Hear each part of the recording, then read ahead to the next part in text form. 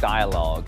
As key international institutions committed to safeguarding regional security and stability, the Shanghai Cooperation Organization, or SCO, and the Collective Security Treaty Organization, or CSTO, have maintained constructive cooperation over the years, while jointly adapting to the profound shifts in the global geopolitical landscape. The Secretary-General of the CSTO attends the SCO summit in Tianjin as a distinguished guest. How does he assess the SCO's development and its achievements to date? What proposals has China advanced to support the organization's development and the cause of regional peace? And looking ahead, in what ways can the SCO and the CSTO further enhance cooperation? To answer these questions and more, I'm pleased to speak with Imangali Tasmagambetov, Secretary-General of the Collective Security Treaty Organization, who is also the former Prime Minister of Kazakhstan. I'm Xu Qinduo.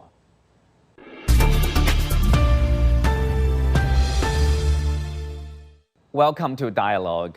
As the world's largest regional cooperation organization in terms of both population and geographic area, how would you evaluate SCO's development in more than 20 years since its establishment?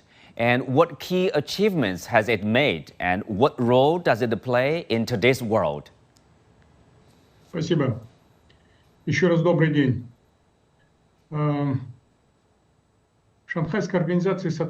Shanghai Cooperation Organization was established more than 20 years ago, not a particularly long period for an international organization. But over the past 15 to 20 years, the SCO has already demonstrated the legitimacy of its founding through its actions. Its efficient operations also demonstrate its promising future as an international organization. From this perspective, we can state firmly that the SCO has proven itself. In particular, when we look back at its development, we know that the SCO originated in 1996 as an informal association of regional states, known as the Shanghai Five. The initial goal of the Shanghai Five was to resolve border issues between China and the newly independent states that emerged after the dissolution of the Soviet Union. These border issues were efficiently settled, which helped preempt potential security threats to the Eurasian region. At the same time, the Shanghai Five also began expanding cooperation into other areas, such as border trade and political collaboration to address regional crises.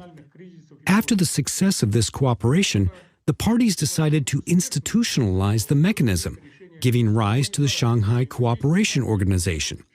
The SCO has since continued to extend its cooperation into new areas.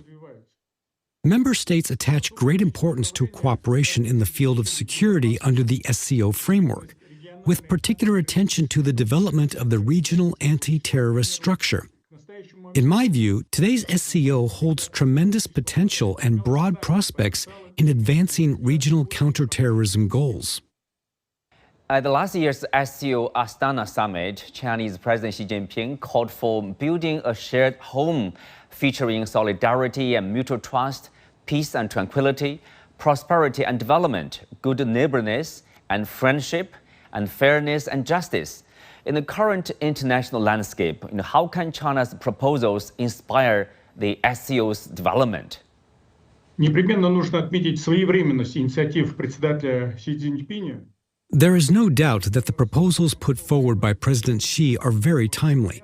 When we discuss the nature of the emerging New World Order, we consistently emphasize that it should be built on the principles of justice, equality, mutual respect, recognition, and consideration of each other's interests. In this regard, China's initiatives are highly consistent with the expectations of the international community, especially with those of what we often refer to as the Global South, or in fact the majority of countries in the world. Therefore, these initiatives are universal in nature and significance, and they can serve as a guiding direction for the further development of the SCO. From a broader historical perspective, this is inevitable.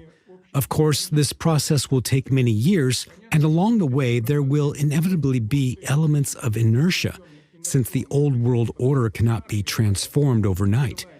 A clear vision of the goal is the prerequisite for ensuring continuous progress and avoiding major setbacks. In this regard, China's approach is worth studying and drawing lessons from. China's permanent representative to the United Nations, Mr. Fu Cong, has spoken highly of a cooperation between the UN, the SCO, the CSTO, and the CIS, the Commonwealth of Independent States, and expressed the hope for deeper dialogue, exchanges, and collaboration among them to contribute more to international peace and security. How do you see the relationship between the SCO and the CSTO and the prospects for broader multilateral cooperation within the UN framework? Для взаимодействия и координации. We have all the necessary conditions to strengthen cooperation and coordination between the relevant international organizations and mechanisms mentioned above. For example, many CSTO member states, including Belarus, Kazakhstan, Kyrgyzstan, Russia, and Tajikistan, are also members of the SCO. Therefore, discussions are often held on whether the Collective Security Treaty Organization could, when necessary, take on certain security-related functions within the framework of the SCO. Moreover, the CSTO's peacekeeping forces are authorized to operate even beyond the organization's area of responsibility. What is particularly important is that, unlike the SCO, the CSTO has a permanent military structure. This includes the Collective Rapid Deployment Force and the Collective Rapid Reaction Force in Central Asia. We hold joint exercises on a regular basis and have established an institutionalized mechanism for military coordination. The Shanghai Cooperation Organization, meanwhile, is a multifaceted cooperation organization with security as its primary focus. Security cooperation under the SCO framework mainly involves counterterrorism and combating the illegal drug trade. However, the SCO's current priorities lie in economic cooperation and cultural and people-to-people exchanges. In the military sphere, its activities are carried out under the framework of the Regional Anti-Terrorist Structure, or RATS. Compared with the CSTO, the scope of RATS is much more limited. In other words, the SCO and the CSTO can carry out efficient cooperation in the field of security through sharing resources. We can explore the possibility of carrying out coordinated cooperation in the areas of counterterrorism, counter-extremism, illegal drug control, and the fight against transnational crime, including joint counterterrorism exercises and cybersecurity drills. Crisis response is another shared task of both organizations. I would like to reiterate that the two organizations hold a common position on the situation in Afghanistan. Thus, when discussing the prospects for cooperation between the Shanghai Cooperation Organization and the Collective Security Treaty Organization, we emphasize our shared security objectives. Since becoming CSTO Secretary General in 2023, you've seen global challenges deepen. What are the CSTO's current priorities, and how has it contributed to regional and global peace and stability? And what kind of a role does it play in regional peace and stability? In recent years, the Collective Security Treaty Organization has faced numerous challenges, primarily linked to the increasingly complex military and political situation in Eurasia. Overall, however, the organization has been successfully meeting these tests and has maintained steady development. Each crisis has provided valuable lessons, which have been used to further improve the collective security mechanism. In 2023, we took steps to enhance the CSTO crisis response system. These measures were based on an in-depth analysis of the unrest in Kazakhstan in January 2022, as well as on the practical experience gained during the CSTO's peacekeeping operation there. In 2024, we successfully launched a special cross-border program aimed at strengthening the Tajikistan-Afghanistan border. The continued implementation of this initiative is expected to reduce the risk of conflict escalation along borders in Central Asia. In 2025, the CSTO has placed greater emphasis on cooperation in the field of cybersecurity. Under its framework, regular consultations are held, exercises are conducted, and parliamentary exchanges on related issues are organized. Overall, I believe the CSTO has a bright future. The international situation will eventually stabilize, and the valuable experience the organization has gained during difficult times not only demonstrates its commendable resilience, but also proves its ability to adapt to a changing world. As the former Prime Minister of Kazakhstan, how do you look at the country's presence in both the SCO and the CSTO? Now, how has Kazakhstan contributed to and benefited from its participation in both the SCO and the CSTO? Looking ahead, what expectations does the country place on these organizations in advancing regional peace and stability?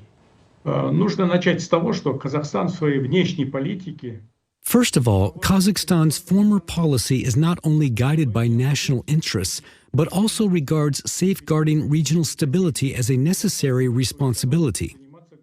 After all, only in an environment of peaceful coexistence with neighboring countries can economic development and nation-building be achieved. That is why, as early as the 1990s, Kazakhstan joined with other countries to initiate the Shanghai 5 mechanism and took the lead in launching a series of regional integration projects. To this day, Astana continues to uphold this policy. Therefore, I believe it is not entirely accurate to interpret Kazakhstan's participation in international institutions such as the SCO or the CSTO as being merely about seeking certain benefits. Since its independence, Kazakhstan has consistently adhered to the principle of the indivisibility of security, namely that one cannot ensure one's own security at the expense of another's. This is the first priority. Second, we are fully aware that an open approach to economic cooperation can provide each member state with additional resources for its own economic development. Third, in the traditional worldview of nomadic peoples, survival and prosperity in times of hardship can only be ensured through solidarity and cooperation. This, in essence, is the very foundation of all concepts of integration. For these reasons, Kazakhstan will continue to participate actively in all integration organizations it has joined, and, within its capabilities, make tangible contributions to these institutions, even though there is still a long way to go. Thank you for speaking to us.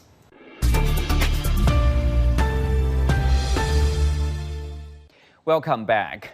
Multilateral economic and trade cooperation has become a major topic of discussion at SCO meetings in recent years.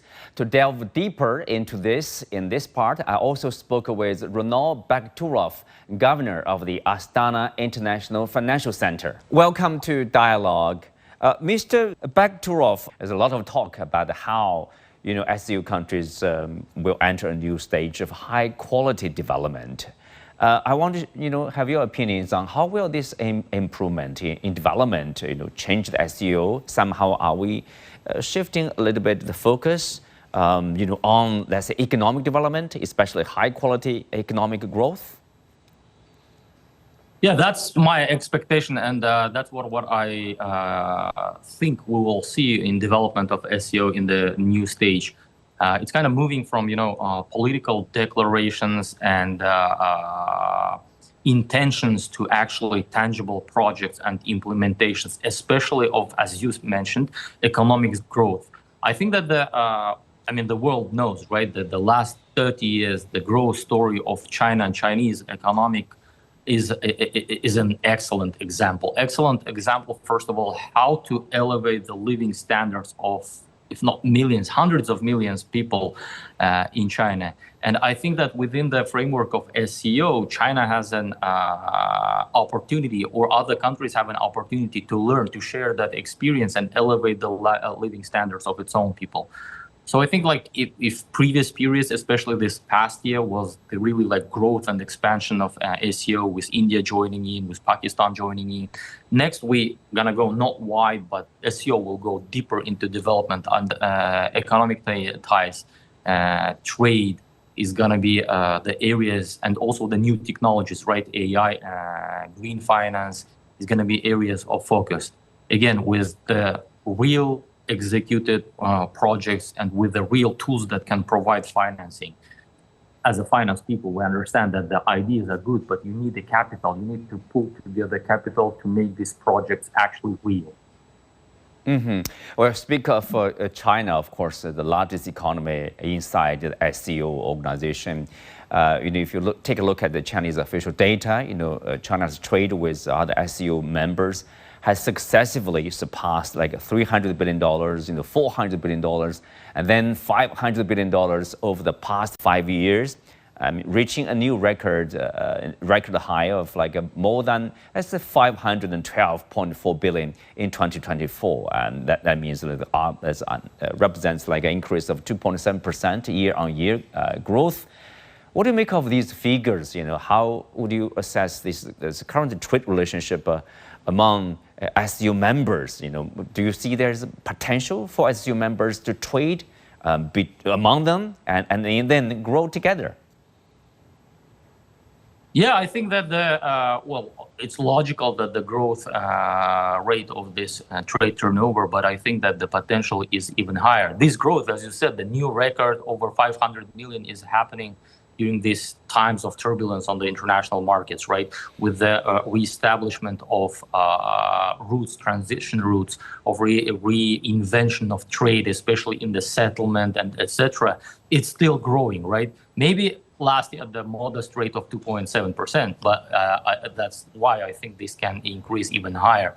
But if we take separately, like Kazakhstan, in last few years, it's actually doubled from 20 million to over 40 million. So I think that the growth rate among all the states could be higher. First of all, the connectivity between countries is still improving, but there is a lot to do. As I said, it's both like hard infrastructure, meaning railroads, dry ports, seaports, and etc.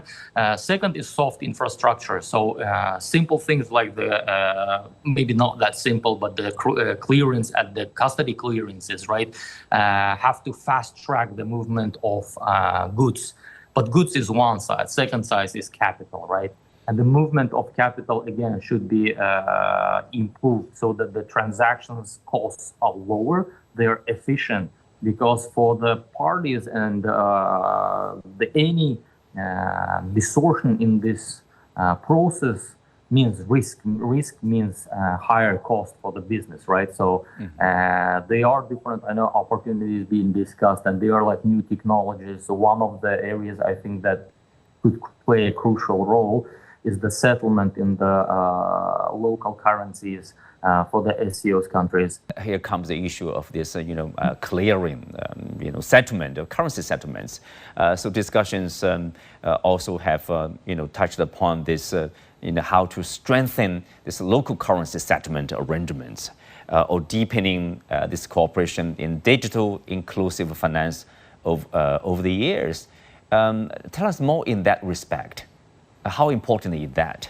In modern world, with a lot of the complications with the sanctions being imposed on the countries and etc., this infrastructure that the world relies today is it does not address all the needs of the participants, I believe. And again, in finance, we believe that diversification is the best way to manage your risk. So we have to diversify the currencies that are used for international trade. And better if we can use our own local currencies, right? Then it takes away the FX risk on the participants as well. We at Astana International Financial Centre are open. We know on our exchange we can trade and list securities on any currency. We had already experience of listing the bonds of the China Construction Bank in Astana in AAFC to issue the bonds in RMB that went to actually finance the local economy and local projects. And just this week, we completed the initial public offering IPO of the Hong Kong-based Jiaxin International Resources, also in RMB. This is an issuer that is working on the tungsten mine in Kazakhstan.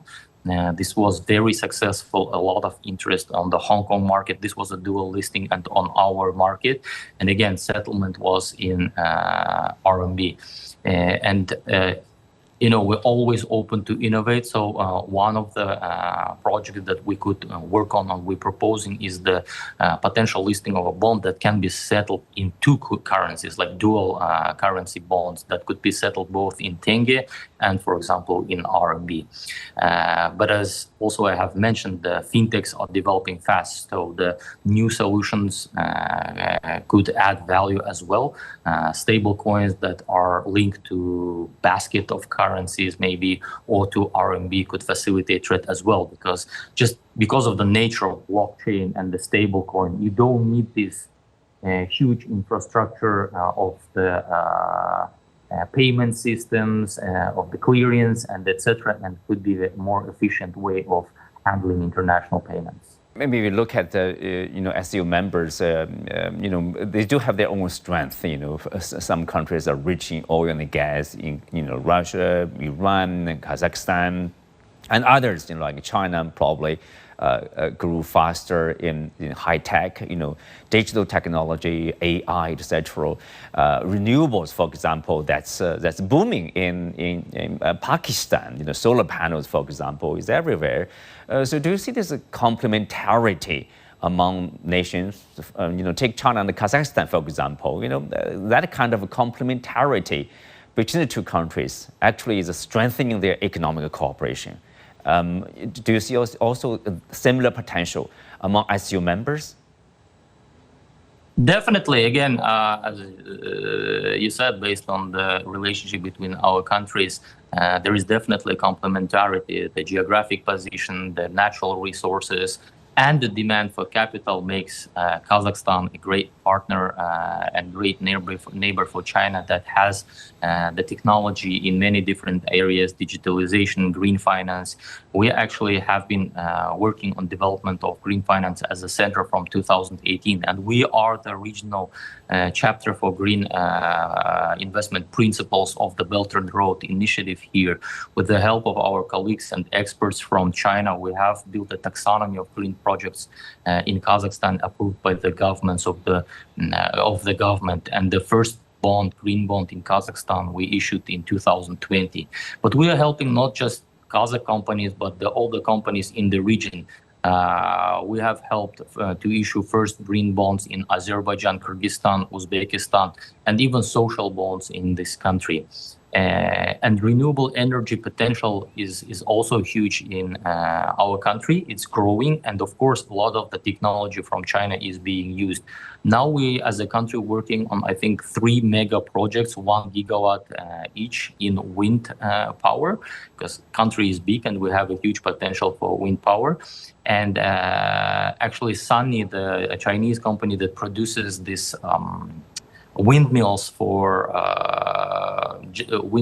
the wind power generators, is building a factory in Kazakhstan. It's a joint company between our sovereign wealth fund. This is, I think, a good example of transfer of technology, but also localization of production. Yes. These windmills are big, right? So instead of always transporting it, Chinese companies are ready to localize some of this production. This means economic growth, jobs, for the partner countries. And again, this is just one of the examples. I'm sure these kind of examples are many throughout the SCO countries, and there are even more are planned. This year I have visited Shenzhen, Chengdu. I've seen how technology is being improved and how technological sector is developing in these countries. And I'm sure some of these technologies will be moved, will be localized in Kazakhstan and other SCO countries. Yeah, I mean, very positive development there. Let's take a look at the role of SCO.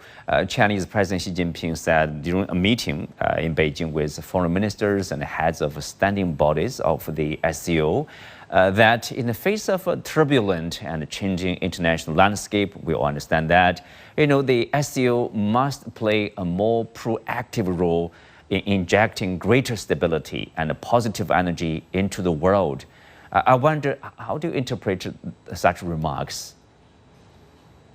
Yeah, that was, I think, important remark, and I see that in three aspects. First one is the political stability. I think SCO that represent important region and has many players who have a strong voice can promote the stability in the region, because this is about our lives, about our countries, right?